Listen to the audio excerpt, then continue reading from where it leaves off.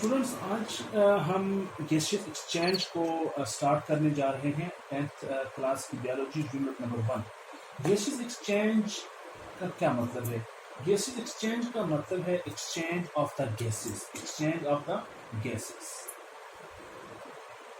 Exchange of gases.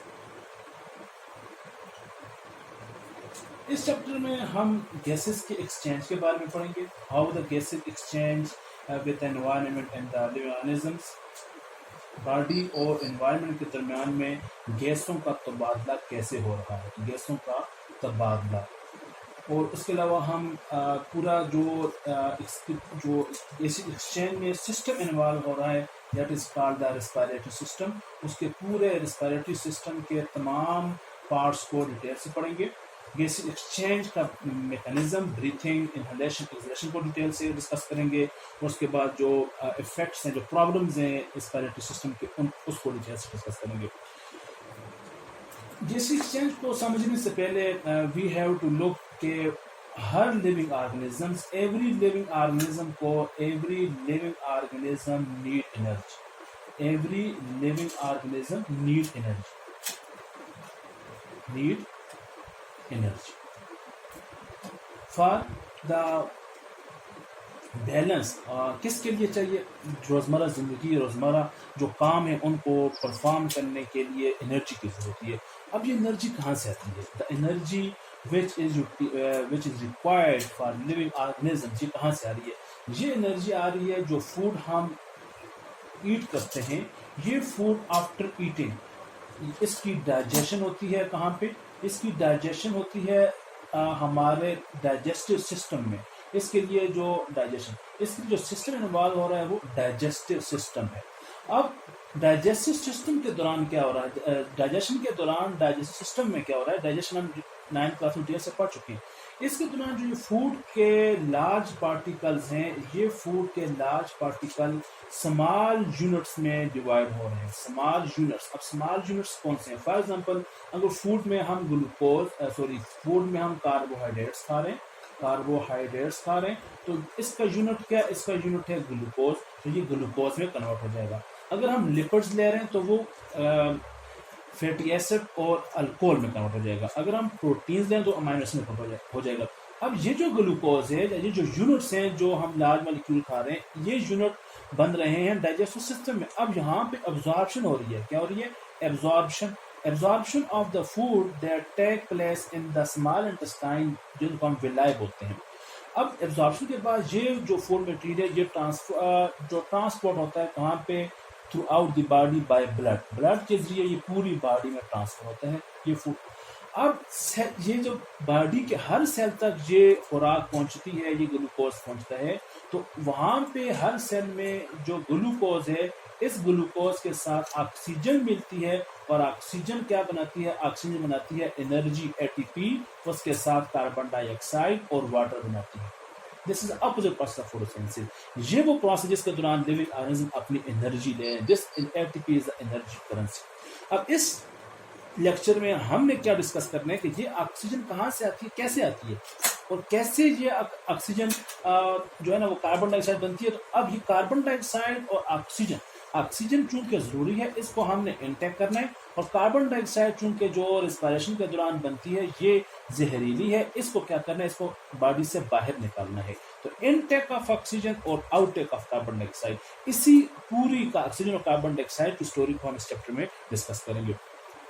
तो before going to discuss the detail, we have to look at the हमने मुख्तलिफ terms को आपस में डिस्कस करना है। कौन कौन सी टर्म्स है? पहले हमने डिस्कस किया कि जो लिविंग ऑर्गेनिज्म को एनर्जी की, ये एनर्जी कहाँ से आती है? ये एनर्जी आती है जो ऑक्सीजन जब फूड के साथ मिलती है, उसके बाद ये एनर्जी मिलती है। अब 3 टर्म्स हैं, बहुत इंपॉर्टेंट टर्म्स है। नंबर 1, एक टर्म है, इसको हम बोलते हैं ब्रीथिंग। नंबर 2nd टर्म है गैसियस एक्सचेंज, और नंबर 3rd टर्म है रेस्पिरेशन। इन तीनों टर्म्स को आज हमें डिस्कस करना है। रेस्पिरेशन, ब्रीथिंग, गैसियस एक्सचेंज और रेस्पिरेशन।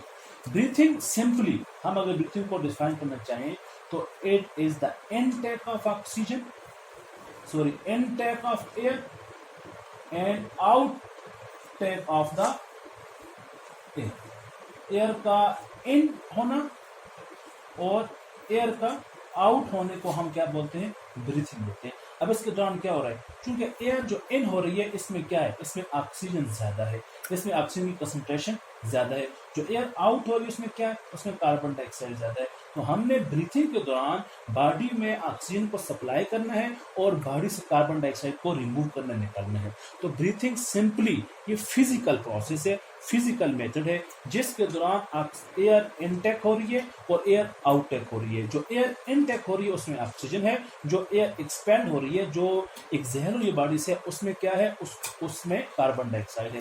तो बॉडी को ऑक्सीजन प्रोवाइड करने के लिए और ऑक्सीजन को कार्बन डाइऑक्साइड को बॉडी से निकालने के लिए जो प्रोसेस को कहते हैं ब्रीथिंग प्रोसेस। तो ब्रीथिंग सिंपली सांस लेने के अमल को हम बोलते हैं ब्रीथिंग। इनहेलेशन और exhalation, this is a breathing.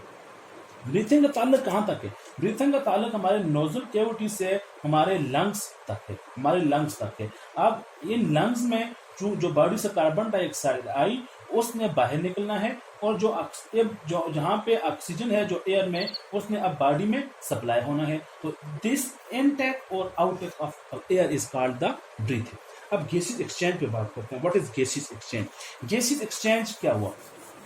Gases exchange जो प्रोसेस गैसेस एक्सचेंज का है, इसको हम बोलते हैं the exchange of gases. Exchange of gases, exchange of gases is called the gases exchange. कैसे होते हैं?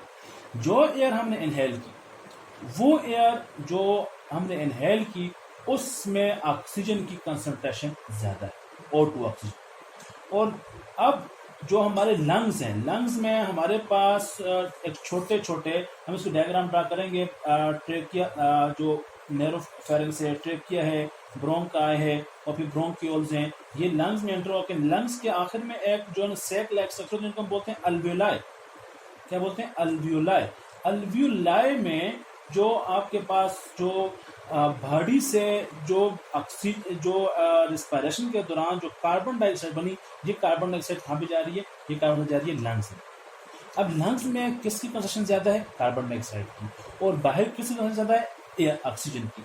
अब जो हमने ब्रीथ किया, ब्रीथ के दौरान हमने एयर को इनटेक किया, इनहेलेशन किया। अब इनहेलेशन के दौरान जब हमारी एयर हमारे लंग्स तक पहुंची, लंग्स तक पहुंचने के बाद इस लंग्स में जो अल्वियोलाई है, यहाँ पे जो एक्सचेंज ऑफ गैसेज होती है, क्या हो रही है? एक्सचेंज ऑफ गैसेज हो रही है। This exchange of gases is done by the process of the diffusion, is done by the process of diffusion। अब डिफ्यूजन कौन सा प्रोसेस है?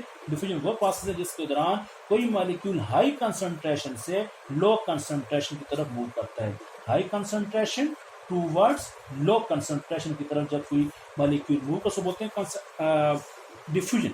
अब चूंकि लंग्स में कार्बन डाइऑक्साइड की अमाउंट ज्यादा है, अब ये जो कार्बन डाइऑक्साइड यहाँ से मूव करेगी बाहर, और जो ऑक्सीजन जो एयर है, एयर में ऑक्सीजन की अमाउंट ज्यादा है, वो वहां से एयर मूव करेगी इन।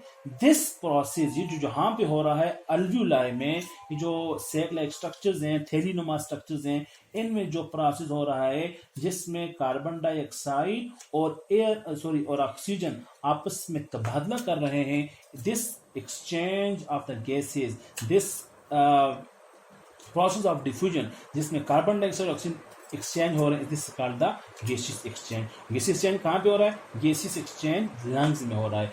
अब लंग्स के बाद जो गैसेस एक्सचेंज के बाद जो प्रोसेस होगा वो रिस्पायरेशन को होगा। जहां तक जो प्रोसेस था, ये सारा प्रोसेस क्या कि ऑक्सीजन एयर इन हुई और एयर इन हुई और एयर आउट हुई, ब्रीथिंग। अब एयर इन होने के बाद जो एयर आउट हो रही है, उसमें क्या चीज दोनों में एक्सचेंज हो रही है? उसमें कार्बन डाइऑक्साइड और एयर आपस में एक्सचेंज हो रही है।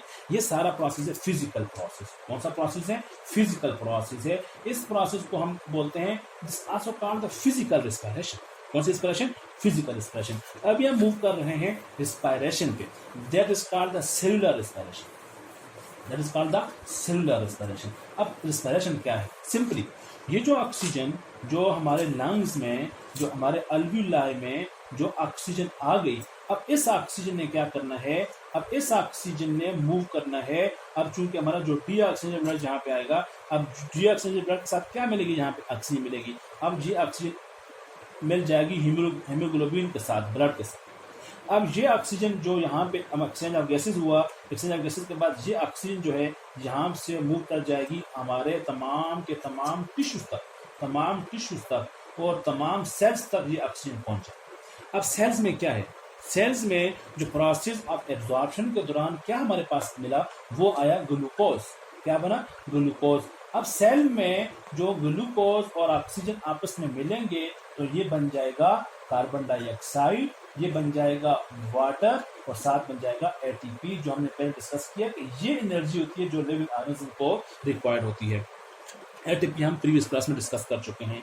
तो this process of the combination of the glucose or the reaction between the glucose and oxygen, it will produce carbon dioxide, water and ATP. इस प्रोसेस को बोलते हैं रेस्पिरेशन, और ये प्रोसेस है सेलुलर रेस्पिरेशन। कौन सा प्रोसेस है, सेलुलर रेस्पिरेशन। इस प्रोसेस सेलुलर रेस्पिरेशन को किस चीज की जरूरत है, उसको एयर की जरूरत है। वो प्रोसेस जिसको एयर की जरूरत होती है for the respiration, for the production ATP, that is called aerobic respiration. कौन सी रेस्पिरेशन, एरोबिक रेस्पिरेशन। इसीलिए इस एयर को या इस ऑक्सीजन को जो इनटेक और आउटटेक हम करेंगे वो इसी पूरे चैप्टर में हम इसको डिस्कस करेंगे। रेस्पिरेशन हम डिटेल से प्रीवियस लेक्चर में पढ़ चुके हैं। तो आज हमने क्या डिस्कस किया, आज हमने डिस्कस किया ब्रीथिंग। ब्रीथिंग क्या है, इनटेक ऑफ एयर जिसमें ऑक्सीजन है, आउटटेक ऑफ एयर जिसमें कार्बन डाइऑक्साइड है। जस्ट इनहेलेशन और exhalation, that is called the breathing. और जो गैसियस एक्सचेंज है, जो एयर हमारे पास इनटेक हो रही है उसमें ऑक्सीजन ज्यादा है, जो एयर हमारे पास लंग्स में मौजूद है उसमें कार्बन डाइऑक्साइड ज्यादा है। अब एयर में ऑक्सीजन और कार्बन डाइऑक्साइड आपस में एक्सचेंज हो रहे हैं in the alveoli, that is called gaseous exchange.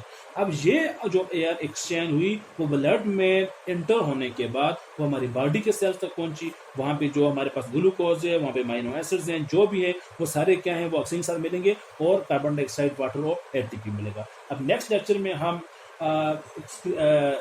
Gaseous exchange in the plants को डिस्कस करेंगे।